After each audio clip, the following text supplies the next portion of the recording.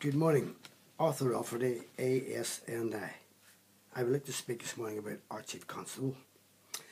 Still no charges have been brought against Sinn Féin ARA Jerry Kelly and the Culture Minister, also a member of Sinn Féin ARA. Both these so-called MLAs tried to obstruct a police jeep that had just arrested a rider. Also, Kelly at Castledurg inciting the crowd after his speech, yet no charges have been brought against them. Yet Ruth Patterson was arrested, uncharged, also held for 12 hours within 2 days, and she has also appeared in court. I would like to ask our Chief Constable, Matt Baggett, is there one law for Sinn Féin ARA and another law for the rest of us? Now, news just out, the cost of policing this marching season was the 12th of parade march, £14 million. For flags protests, £12 million. For Orange Order protests, £4 million. Grand total, £28 million. That goes with the £80 million for that farce of a GS meeting. Now we have that so-called Chief Constable is to meet a delegation from the Orange Order, also a delegation from Sinn Féin ARA, same people who murdered with the help of the police my father, an unarmed man.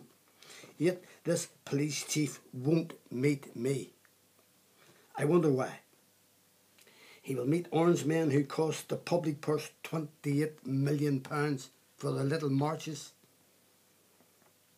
and Sinn Féin ARA, whose plans are to make all marches past Catholic churches contentious marches. Yet this Chief Constable doesn't see that. But Matt Baggett doesn't care, because his police will be getting plenty of overtime, all from the public purse. Also staying with MLS, Conal McDavid of SDLP told lies on an application form. He was asked if a member of his family worked for him. He said no. Yet his wife worked for him and was paid £15,000 per annum. I listened to him over the past couple of days trying to wriggle out of this mess. She has received £30,000 over the past 2 years. Yet he said she never received any money. It went to her firm, and she is the director of that firm. And he expects to get away with that answer. But of course, he is not on his own, as at least 75% of those immoral people sitting as MLAs at Stormont are all involved in the same fraudulent racket. Just wait to see how many start to crawl out of the sewers now that the game is up. One alliance has stepped forward, Trevor Lunn, and admitted his wrong.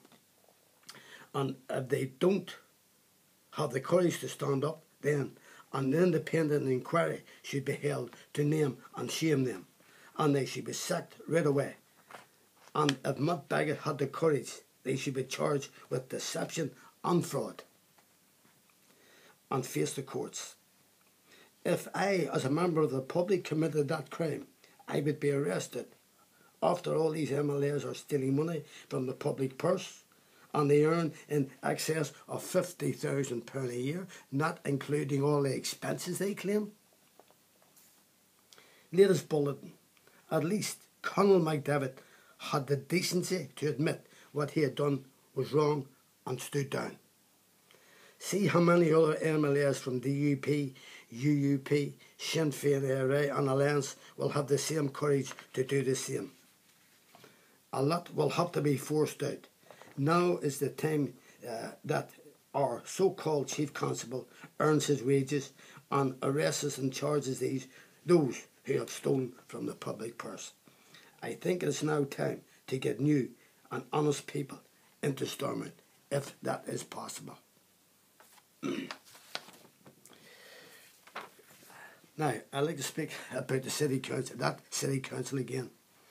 As I foretold the City Council about their stupid suggestions to get smaller bins and to collect waste every 2 weeks.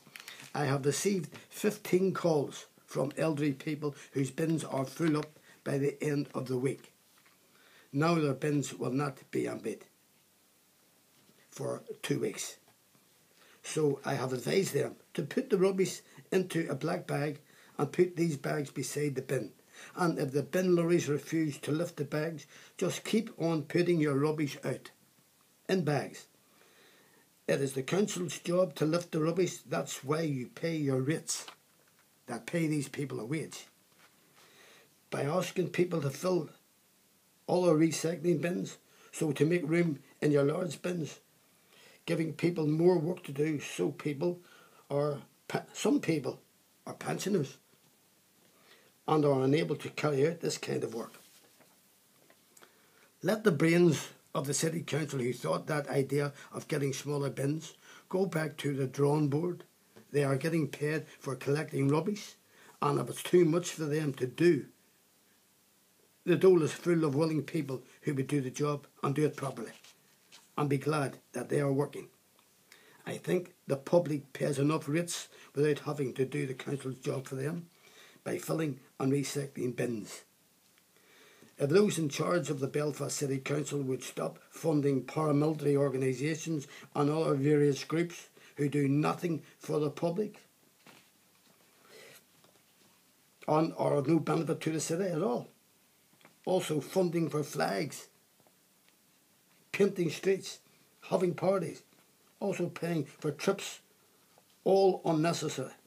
Someone should tell them that there is a recession on at the minute. The Belfast City Council should also look into who they allocate funding to. I noticed in their latest City Matters list of groups who have received funding: renovations at Relatives for Justice, £34,000. Office spaces improvements at Community Restorative Justice, £27,000. Refurbishment of Community Restorative Justice offices, £17,000. There is a grand total of £78,000. And these groups are a wing of Sinn Féin area. Now, I don't know whether the City Council knows that, but there's dogs in the street know that. Yet my charity, ASNI, has been refused 4 times by this corrupt City Council because I am not attached to a paramilitary organisation. Apparently, that is the only way to get funding from the City Council. Anyone who has a story to tell and wishes me to air it can call me on my mobile 07715 921137, or I can send out a reporter to your house to get your story. And remember, I will tell your story as you tell me. Nothing will be cut out. Watch my other stories on YouTube, arthurrafferty.com, ASNI www.asbestosupportni.co.uk, YouTube Arthur Rafferty, and Arthur Rafferty Docker. Thank you for watching ASNI TV. I will see you soon. Good morning.